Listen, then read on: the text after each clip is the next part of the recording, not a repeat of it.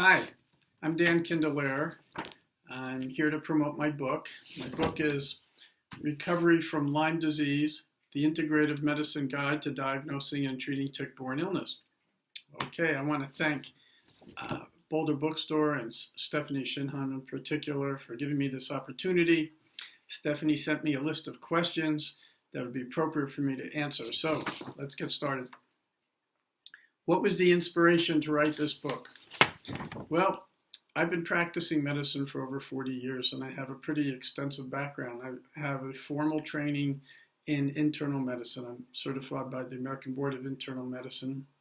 So that's a classical training, but when I finished my training, I did not open a practice in internal medicine. I was really interested in seeing what I could do to help prevent illness rather than simply treat end-stage problems, which is what most internists do. And so I opened up a practice called Nutrition and Preventive Medicine. Back then, this would be early 80s. There were really a relative handful of us docs, and we were called holistic docs. And we learned from each other, and I learned from them in particular. And I was hoping to see, or thought I would see, people who were basically healthy, wanted to know what they could do to stay healthy, or people who wanted a more natural approach to chronic problems, like how can I treat high blood pressure without going on medications? Well, what I ended up seeing was people falling through the cracks, people who had chronic health issues that were not getting benefit from mainstream medicine. Because I lived outside of Boston, they'd been to the major medical hospitals in Boston, like Mass General Hospital, Brigham Women's, Lay Clinic.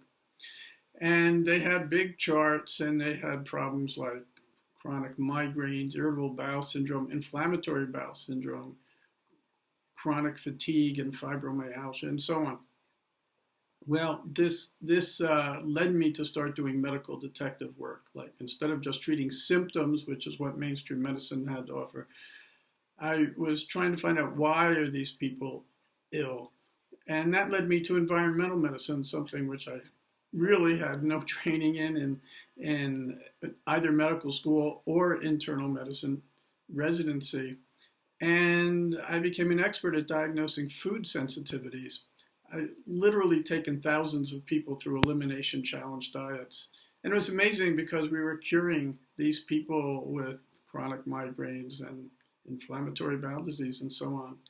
So I had a practice that was really oriented around medical detective work with chronic health problems. And then I myself developed a chronic health problem. In August of 1996, I had the sudden onset of a high fever, 104 degrees, shaking, like bed shaking chills, and terrible drenching sweats and aching all over. It lasted 2 or 3 days, and then I was okay. I had no idea what it was, but since I was otherwise had been healthy, I figured, well, I guess I had some sort of virus. It certainly wasn't the flu. I didn't have any respiratory problems. The flu does not generally occur in the summer. And I was good until the next week when it happened again. Another 2 days, shaking, chills, sweats, high fever, muscle aching. And then I was good again. Well, denial works well up until a point, but when it occurred for the third time, 1 week later, I couldn't deny it anymore. So I went to see a colleague and friend, a physician who ran some tests, and I was positive for Lyme disease. Great, okay, a simple bacterial infection. I'd go on antibiotics for a few weeks. I'd be fine. I was in for a big surprise. I was not fine. In fact, I started getting worse in a way. Even though I was on antibiotics, I started to develop sleep problems. I had been a great sleeper until then. It used to drive my wife nuts because within 2 minutes of putting my head on the pillow, I'd be gone, and she'd be lying there awake. At any rate, I couldn't fall asleep. I'd wake up early. I was getting a couple hours sleep a night. That in itself was terrible, but on top of that was anxiety. I'd gone from being reasonably calm, cool, and collected, and I was an emergency room physician, among other things, to having this terrible anxiety, like 9 out of 10 impending doom kind of feeling. everything seemed overwhelming to me. And it was just, it's just, I wanted to hide under the covers, except I felt lousy there as well. Well, this was bad. And so after a month or so on the antibiotics, I called up an expert in Lyme disease, someone who was considered a national and international expert on Lyme disease. He had published a lot. It was one of the original people to describe Lyme disease. And he was at Tufts New England Medical Center, which is my alma mater. And I described what happened to me. I presented the case. And he said, well, you don't have Lyme disease. And I said, what do you mean I don't have Lyme disease? And he said, well, if you did, you'd be well by now. He said, well, because those antibiotics wasn't better, it has to be not Lyme disease. I said, well, what about the tests? I mean, I would test it very positive for Lyme disease. We repeated those tests a month later. And he said, well, they were wrong, false positive. And then he said, well, what do you think I have? He said, something else. That was it. That was the whole conversation. It was sort of mind-boggling. I just didn't know what to think of that. So I called up a colleague of mine, a friend, a personal friend who practiced in upstate New York. And I knew he was treating people with Lyme disease. And I told him what had happened. His response was, well, Dan, welcome to the Lyme Wars. Okay, so the Lyme Wars are ongoing. And here's what the Lyme Wars are. There are two schools of thought concerning Lyme disease. One school is the Infectious Disease Society of America. These are the infectious disease experts. And they claim that Lyme disease is easily diagnosed, easily treated, and 10 days to 3 weeks of antibiotics, you're good. If you just still don't feel well, it's something else. And then there's the other school of thought that says not always easily diagnosed and often not easily treated, frequently complicated by co-infections, which is, of course, what happened to me. I absolutely had Lyme disease. The so-called expert was categorically wrong, but he was correct when he said I had something else. I had a co-infection called Babesia, which classically causes fevers, sweats, and chills. Babesia was relatively under the radar at that point in terms of being a Lyme co-infection. Well, I wasn't being treated for Babesia. I wasn't getting any better. And I remained sick for a long time. I think I actually got another tick attachment at some point, and that was when I got sick with Bartonella. And it took me years and years to really recover from this, but when I did, I decided to devote my practice to helping people who had these tick-borne infections and hopefully not experience what I went through, because it was awful. And so what inspired me to write this book? You know, I like to teach. I've presented almost every year at the International Lyme and Associated Disease Society. I've even run their conferences.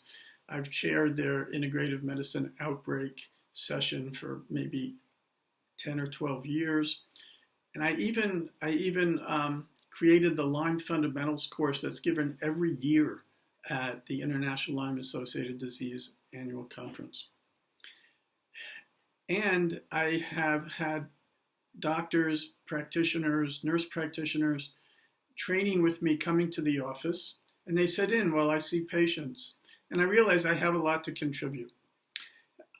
Because of my background, which was not just in classical internal medicine, but also nutrition, environmental medicine, and seeing patients with tick-borne infections for the past 2 decades, and myself having experienced this catastrophe, really, I feel like I have the street cred to write this book, and I really enjoy writing. So that's what inspired me to write the book. how long did I spend researching to write this book? Well, you could say that I've been researching this, ever since I became a doctor, because this book spans so much information. But in actual sitting down to write the book, it took me about 4 years. But I thoroughly enjoyed it, and in some ways, it seemed like the book wrote itself. Everything seemed to flow. But, I had this wonderful resource called the internet, because even though I knew what I wanted to say, I wanted to be able to document everything and create an evidence basis for it. So there's literally thousands of references in the book. And I thought that was important, particularly because Lyme disease is still controversial. There is still this Lyme disease wars, and in fact, chapter 3, which I'm very proud of, is called Anatomy of the Lyme Wars, which I think I demolished the case of the Infectious Disease Society of America in terms of all the evidence that proves that there is such a thing as persistent infection with Lyme disease, even after you've been treated. I want to talk about those numbers a bit. It is now, let's see, in 2017, the Centers for Disease Control and Prevention, the CDC, they said that there were 42,000 odd cases reported to them of Lyme disease. We're supposed to, as physicians, if we diagnose someone with Lyme disease, we're supposed to report it to the state, and the state in turn is supposed to send that information to Atlanta, to CDC. Okay. And they acknowledged, they did their own algorithm. They said, well, we think it's underreported by a ratio of 10 to 1. So we think there are about 420,000 new cases of Lyme disease per year. Well, it is now generally acknowledged that 10 to 20% of people who've had acute Lyme disease go on to have persistent illness. Originally, the infectious disease doc said they're not really sick. People with this so-called chronic Lyme, actually, it's just the aches and pains of everyday life. Not true. It's actually been shown that people with chronic Lyme are at least as ill as people with congestive heart failure. It's really well documented. And the numbers may be greater than 10 to 20%. There's one study that suggested it's more like 50%. And those were people who were diagnosed with acute Lyme but went on to chronic symptoms. Okay, so coming back to the CDC numbers, they have certain criteria. They're called surveillance criteria, and they're pretty restrictive. That is, only about 1 in 4, 1 in 5 patients with Lyme will satisfy those criteria to be reported to the CDC. So let's now multiply that 420,000 by 4 or 5, and you're talking about way over 1 million new cases per year.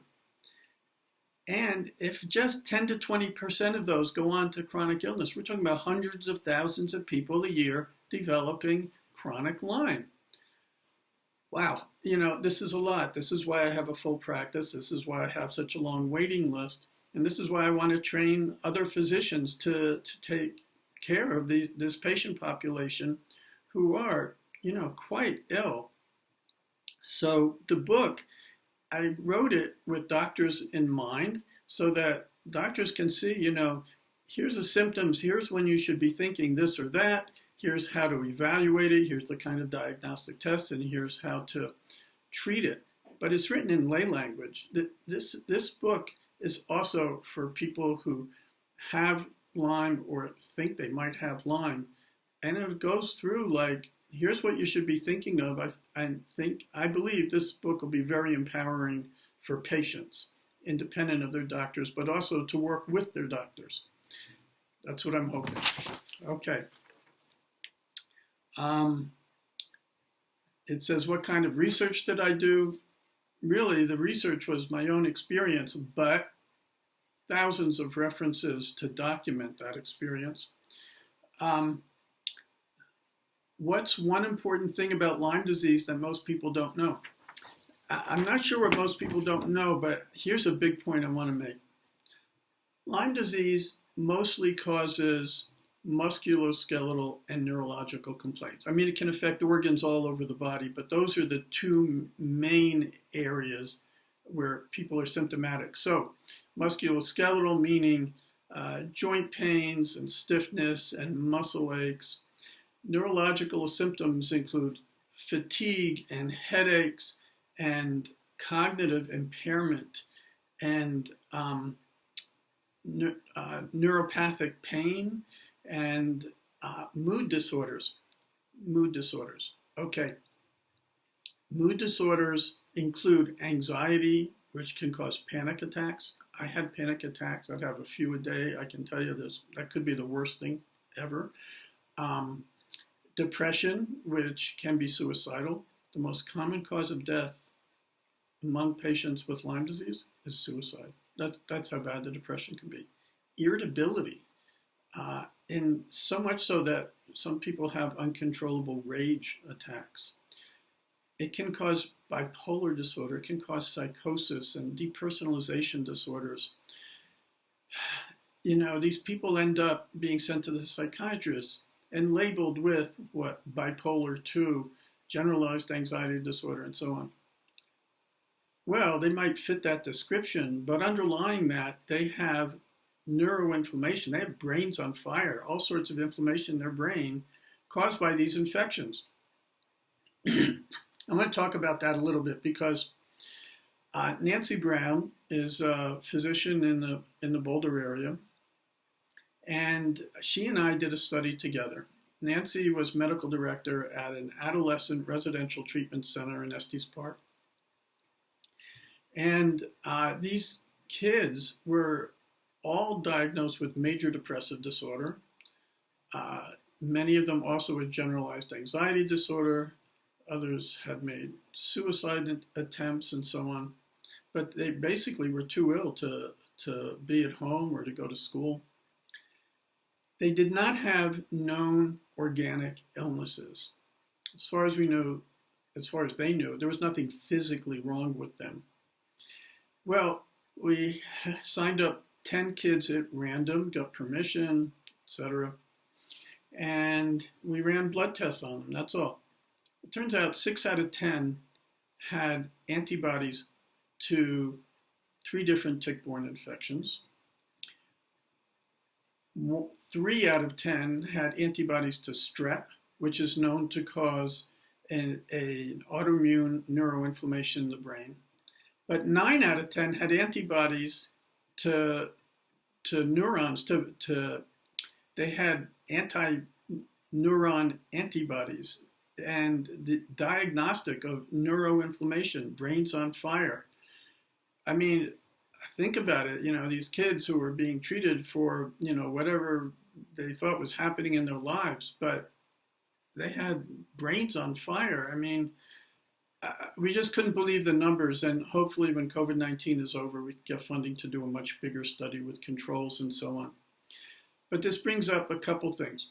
One is, I talked about chronic Lyme or persistent infection with Lyme in people who had been diagnosed and treated for acute Lyme.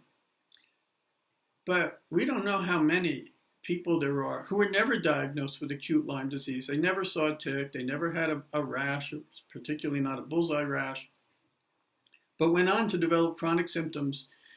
And they often had labels like chronic fatigue and fibromyalgia, different autoimmune illnesses, often neuropsychiatric labels, at which point, no one listens to their physical symptoms anymore. It's because you're depressed, right? Okay.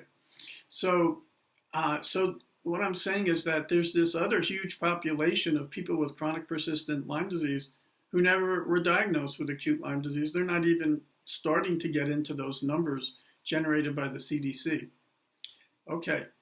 And then, there are all these people with the neuropsychiatric disorders that end up seeing a psychiatrist, but psychiatrists aren't trained to recognize this. I am actively engaged now in training psychiatrists to recognize tick-borne infections. It's super important. Okay. Are there steps people can take to try to prevent getting Lyme disease? Yeah, absolutely. Personally, having been devastated by this infection, thankfully recovered, I would not vacation on Cape Cod, Block Island off of Rhode Island. I mean, I'm not going to vacation in New England, quite frankly. There are areas that are endemic, and you have to be particularly careful. That said, it's been reported in all 50 states, including, by the way, it's been reported in here in well, let me rephrase that. The Department of Health here in Colorado denies you can get Lyme disease here, as if the ticks stop at the border. I can tell you I have a lot of patients who got Lyme disease here. Most of my patients, though, they either moved here with Lyme disease or they went on vacation and got Lyme disease. I want to emphasize the co-infections, the other infections you can get from the same tick attachment. These deer ticks, these tiny 2-millimeter ticks, they can carry a whole cesspool of microbes. And these microbes tend to cause even more illness than the Lyme disease does, particularly the neurological and neuropsychiatric issues. Babesia and Bartonella and Mycoplasma, these are quite frequent.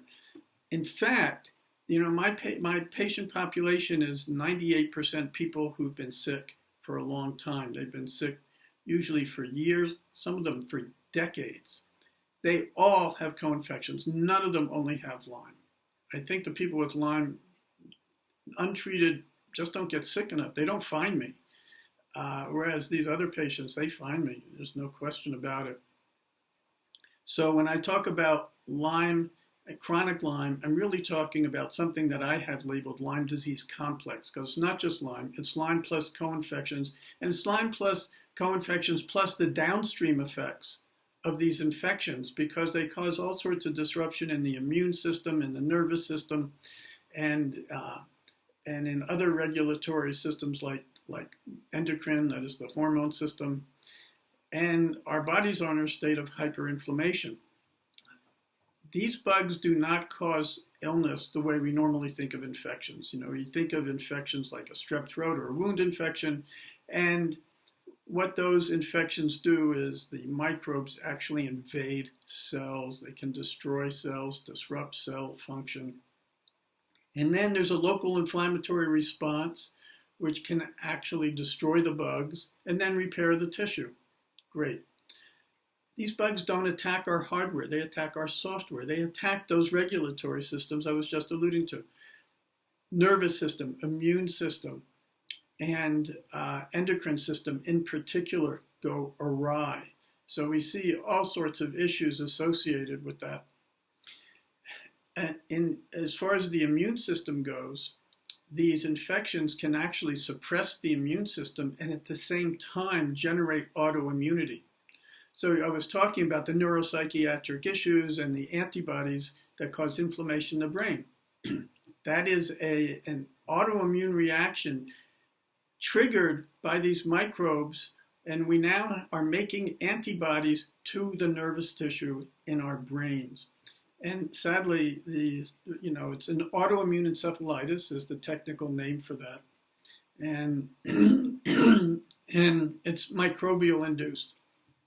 Okay, what's next here? I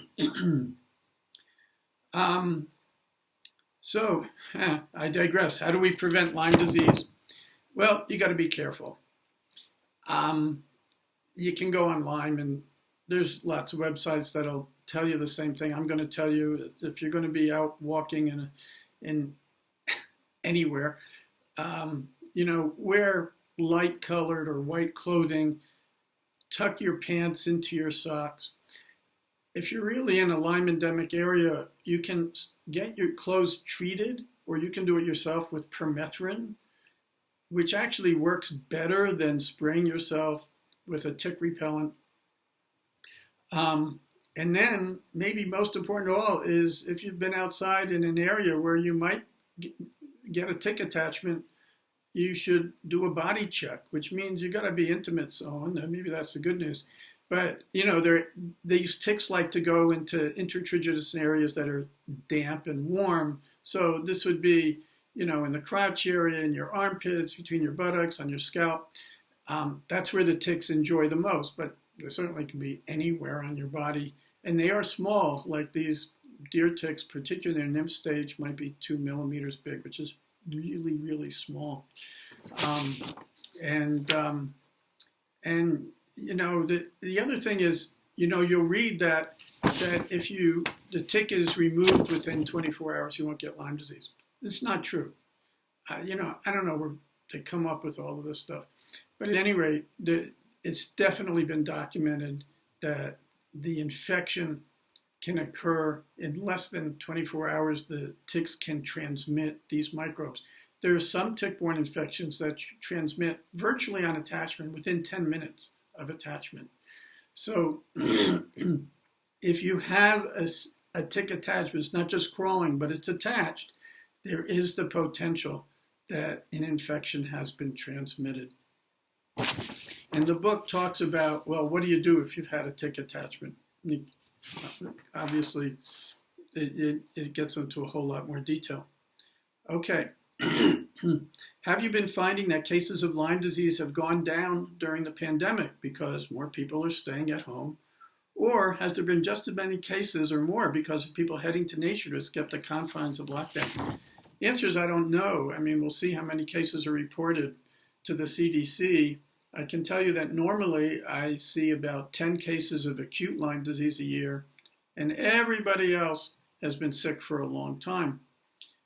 This year, I've had one consultation of someone who got acute Lyme disease, and that person was in the Northwest. I think the fact that we're not traveling and vacationing, probably we're going to see less Lyme disease this year. A mild benefit of COVID-19, right? And can I read a short passage from the book? Yes, thanks for asking. So, what I chose to read was it's really a foreword to the very last chapter of the book. So, in a sense, it's an epilogue. And